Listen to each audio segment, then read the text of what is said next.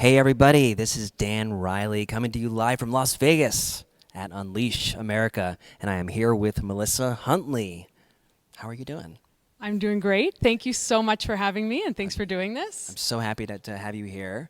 And you work with Visa, and you are the head of global talent management. That's right. I've been at Visa for about a year, and I'm loving it. Fantastic, and I'm really excited. This is a little preview of our session we're going to have in 12:45, so in about an hour. And we're talking about performance management. And everyone's like, oh, performance management again. But performance management, you're doing some really cool things, and you have a great perspective on performance management. And I would love to just start off by asking you, why do we talk about it, we talk about blowing it up, we talk about changing it, but what's the purpose of it? What's the intent? Why do we remain obsessed, rightfully so, of performance management?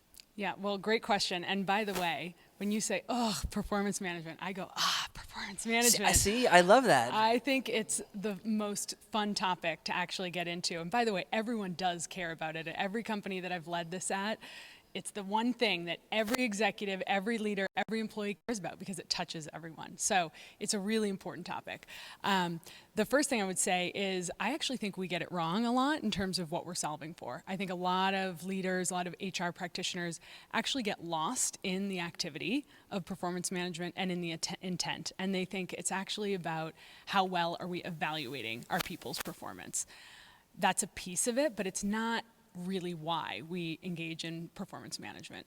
The real intent and the real purpose is actually to drive organizational performance. So it's to improve performance, not just to evaluate it.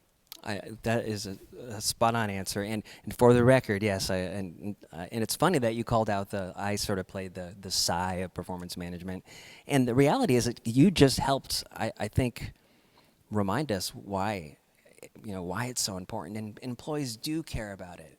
Everyone wants to make an impact and wants to understand what they can do better and wants to hear feedback and wants to hear advice. And so, so with that, what are some, from your perspective, if you're an organization really trying to reimagine, redefine your performance management internal process, what are some design principles that you should be thinking about just to restructure it, reimagine it? Yeah, well, a lot of people are doing this. Yes. Every 3 years, it seems like at every company, you got to rethink it, which is good, by the way, because the company's changing, the company's transforming, so your talent practices should be changing as well. And I have done this at multiple companies, and every company that I've done it at is a little different because the business needs are different, what leaders want, what they're trying to drive, the outcomes they're hoping for are a little different. I will tell you at Visa, we have 3 design principles that are really important and I think are helping us really create what is the structure going to look, process going to look like. The first one is all about accountability. So driving more accountability of the process of leaders. So this isn't viewed as just an HR process. This is really viewed as leaders leading it, leaders helping drive and make the most of the performance of their people on their teams. So that's number 1 is accountability. The second one is transparency. And that goes into not just visibility of the process and how it works, for all employees, not just managers. So everyone has line of sight, but also how does performance impact pay? We've actually made goals transparent in our company. So again, using that guiding principle of transparency, it's led us to make some really, I think, bold decisions around how we design the process. And then the third one is differentiation.